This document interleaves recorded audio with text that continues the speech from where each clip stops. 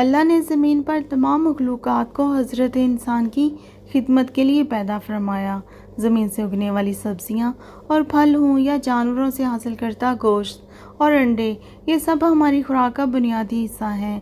تاہم ان بیش بہا نعمتوں میں سب سے منفرد اور سود مند چیز دودھ ہے۔ ہماری خوراک میں شامل غذا میں دودھ وہ واحد مشروب ہے جس میں تمام وٹامنز موجود ہیں۔ یہی وجہ ہے کہ دودھ ایک مکمل غذا کا کام دیتا ہے۔ ایک گلاس دودھ جسم کو درکار تمام وٹامنز فراہم کرتا ہے۔ یہ توانائی کے حصول کا سب سے آسان اور ارزاں ذریعہ ہے۔ دودھ انسانی اعضاء کی بنیادی ضرورت ہے۔ جلد کی شادابی ہو یا کھلی رنگت کا حصول، ہڈیوں کو مضبوطی دینا ہو یا حافظے میں اضافہ مقصود ہو، دودھ مؤثر ترین غذا ہے۔ دودھ سے ذہنی استعداد اور دماغی طاقت میں اضافہ، انسانی جسم کی کارکردگی اور افعال کا دار و مدار اچھی ذہنی صحت پر منحصر ہے۔ ہم بات کرتے ہیں پاکستان کے دودھ کے بارے میں۔ ایک رپورٹ شائع کی گئی ہے۔ اس رپورٹ کے بارے میں دیکھتے ہیں کیا کہا گیا ہے۔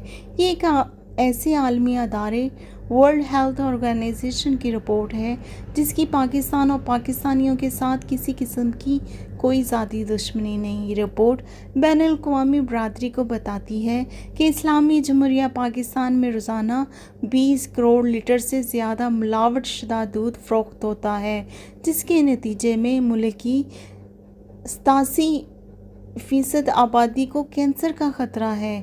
پہلی بات کہ یہ رپورٹ انگریزی زبان میں پیش ہوئی، جس سے تقریباً ساری دنیا کو ہماری اصل اوقات کا علم ہو چکا ہوگا۔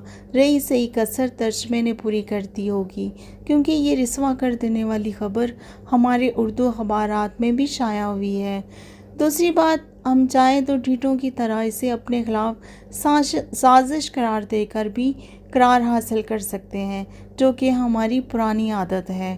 تیسری بات یہ ہے کہ اندر سے ہم بخوبی جانتے ہیں کہ خبر 100% درست ہے، کیونکہ یہی ہمارا اصل چہرہ اور اجتماعی کردار ہے، جس کا سب سے بڑا ثبوت یہ کہ جب تک پنجاب فوڈ اتھارٹی زندہ تھی تو اس کے چھاپوں کے نتیجے میں لگاتار یہ خبریں شائع ہوتی تھیں کہ دودھ بنانے کی فلاں فیکٹری سے ہزاروں لیٹر کیمیکل زدہ دودھ برآمد کرنے کے بعد اس کو ضائع کر کے فیکٹری کو بند کر دیا گیا ہے۔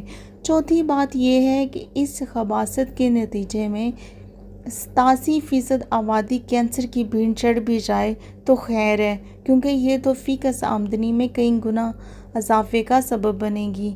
لیکن ہمارا مسئلہ کچھ اور ہے، وہ یہ ہے کہ جو بچے بچیاں یہ کیمیکلز والا دودھ پی کر جوان ہوں گے، کل کلاں ان کی شادیاں بھی ہوں گی تو ظاہر ہے ان کے ہاں اولادیں بھی جنم لیں گی، کیونکہ اصل سوال یہ ہے کہ یہ اولادیں جسمانی اور ذہنی طور پر کتنی صحت مند ہوں گی۔ یہ ایک بھیانک سوال ہے جس کا نتیجہ اتنا بھیانک ہوگا جس کا تصور بھی ممکن نہیں، لیکن جو احمق اپنی ناک سے آگے نہیں دیکھ سکتے وہ اگلی نسل کیسے دیکھ سکتے ہیں؟ پانچویں بات یہ ہے کہ پاکستان کے اس قلعے اور اکلوتی ایٹمی اسلامی طاقت کے بارے میں یہ خبر دنیا میں جس کسی نے بھی پڑھی ہوگی، اس نے اسلام، پاکستان اور پاکستانیوں کے بارے میں کیا سوچا ہوگا، کیسی رائے قائم کی ہوگی، اور ایسا کرنے میں وہ کس حد تک حق بجانب ہوگا کہ جو لوگ اپنی ہی اولادوں کی نسل کشی پر تلے ہوئے ہیں وہ باقی دنیا کے لیے کیسے ہوں گے۔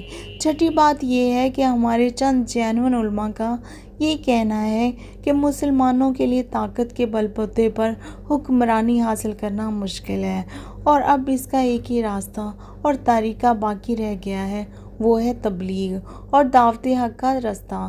مجھ جیسے کو دن کے نزدیک یہ بھی ممکن نہیں، صرف اور صرف ہمارا کردار، کرتوت، اعمال ہی شاید کام آ سکیں۔ ذرا تصور کریں، پاکستان کے بلند پایہ مبلغ تبلیغی حضرات بیرون ملک جاتے اور دین کا عمل کا بہترین انداز میں تعارف کراتے ہیں، سننے والے ہش ہش کر اٹھتے ہیں، لیکن پھر اس مجمع میں سے صرف چند لوگ اٹھتے ہیں اور WHO ورلڈ ہیلتھ آرگنائزیشن کی رپورٹ پڑھ کر سنانے کے بعد ہمارے علماء سے کہتے ہیں کہ اپنی اسی دعوت کی قسم کھا کر اس رپورٹ کو جھٹلاؤ، تو ہمارے یہ مبلغ کیا کریں گے؟ فرض کریں اس کے بعد کوئی اور سازشی اٹھ کر بڑے مجمع میں یہ پوچھتا ہے کہ جو کچھ آپ نے بتایا ہے بہت اعلیٰ ہے، بہت عمدہ ہے، بشرطے کہ ایک ملک کا نام بتائیں جہاں یہ سب کچھ پریکٹس بھی ہو رہا ہو، تو مجھے کوئی سمجھائے ہمارے مبلغین صالحین اس بات کا کیا جواب دیں گے؟ آخری بات یہ ہے کہ اپنا وہ بچپن اور لڑکپن یاد آتا ہے جب یہ بات زبان زد عام تھی کہ دودھ تو اللہ کا نور ہے جس میں پانی کی ملاوٹ کرنے والا بھی جہنمی ہوتا ہے۔